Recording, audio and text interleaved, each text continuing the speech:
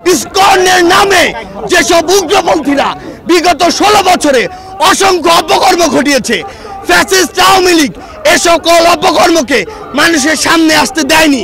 তারা ইসকনের এই সকল অপকর্মকে মদত দিয়েছে, প্রশ্রয় দিয়েছে, আশ্রয় দিয়েছে, লুকিয়ে রেখেছে। কিন্তু তাদের চরিত্র কি, তারা কিভাবে মানুষকে জবাই করে, এই দৃশ্য আমরা গতকালকে দেখেছি। বাংলাদেশের মানুষ যেমন সকল ধর্মের প্রতি সহানুভূতিশীল, একইভাবে সকল উগ্রবাদীদের বিপক্ষে তাদের রক্ত গরম হয়ে সর্বোচ্চ অবস্থানে যেতে, তাদের বিরুদ্ধে দাঁড়াতে, তাদের প্রতিহত করতে বিন্দুমাত্র দ্বিধা করবে না। এই বাংলাদেশের মুসলমান যারা রয়েছে শান্তিপ্রিয় মুসলমান, এই বাংলাদেশের মুসলমান যারা রয়েছে তারা আসলে তারা যেমন নিজেদের ধর্মের প্রতি তাদের সহানুভূতি রয়েছে, অন্যান্য ধর্মের যারা রয়েছে তাদের প্রতিও তাদের সহানুভূতি রয়েছে। কিন্তু এই সহানুভূতিকে ব্যবহার করে কেউ যদি নিজেদের ওই ভারতে বসা চক্রান্ত, যারা মাসের 30 দিনের 25 দিন দেহটা নিয়ে এই বাংলাদেশে বসে থাকে আর বাকি 5 দিন মনটা নিয়ে ভারতে যায়, সেখানে চক্রান্ত করে এবং সেই চক্রান্তের এক্সিকিউশন এই বাংলাদেশে এসে ঘটায়, সে সকল উগ্রবাদী হিন্দুদেরকে প্রতিহত করার জন্য আমাদের মনে বিন্দুমাত্র সহানুভূতি থাকবে না। আমরা আমাদের জায়গা থেকে স্পষ্ট করে বলতে চাই, আমরা অনেক সহ্য করেছি, আমরা আমাদের জায়গা থেকে সর্বোচ্চ উদারতা দেখিয়েছি। আমরা দেখেছি এই অভ্যুত্থানের পূর্বে কারা কতটুকু এই অভ্যুত্থানকে সমর্থন করেছিল।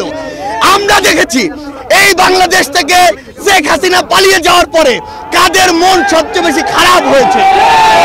আমরা আমাদের জায়গা থেকে স্পষ্ট দেখেছি যখন এই বাংলাদেশে অভ্যুত্থান পরবর্তী সময় একটি অস্থিতিশীল পরিবেশ হওয়ার কথা ছিল, তখন কিভাবে আমাদের এই মাদ্রাসার ভাইরা ওই মন্দিরে গিয়ে পাহারা দিয়েছে, কিভাবে 5ই আগস্ট রাতে সারা রাত ওই মন্দির পাহারা দিয়ে সকালে ফজরের নামাজ তার সামনে রাস্তায় পড়েছে। সেখানে এই সহানুভূতিকে কেউ যদি প্রশ্রয় হিসেবে দেখে, আমরা স্পষ্ট করে বলে দিতে চাই, শুধু অন্তর্বর্তীকালীন সরকার নয়, বৈষম্য বিরোধী ছাত্র আন্দোলন নয়, জাতীয় নাগরিক কমিটি নয়, পুরো বাংলাদেশ একসাথে এ সকল উগ্রপন্থীদেরকে প্রতিহত করবে। আমরা আমাদের জায়গা থেকে স্পষ্ট করে বলতে চাই, এসব ইসকনের নামে যেসব উগ্রপন্থীরা বিগত 16 বছরে অসংখ্য অপকর্ম ঘটিয়েছে, ফ্যাসিস্ট আওয়ামী লীগ এ সকল অপকর্মকে মানুষের সামনে আসতে দেয়নি।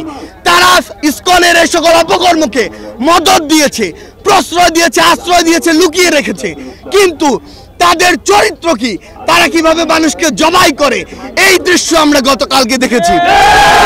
আমরা আমাদের জায়গা থেকে স্পষ্ট করে বলতে চাই, বাংলাদেশের মানুষ যেমন সকল ধর্মের প্রতি সহানুভূতিশীল, একইভাবে সকল উগ্রবাদীদের বিপক্ষে তাদের রক্ত গরম হয়ে সর্বোচ্চ অবস্থানে যেতে, তাদের বিরুদ্ধে দাঁড়াতে, তাদের প্রতিহত করতে বিন্দুমাত্র দ্বিধা করবে না।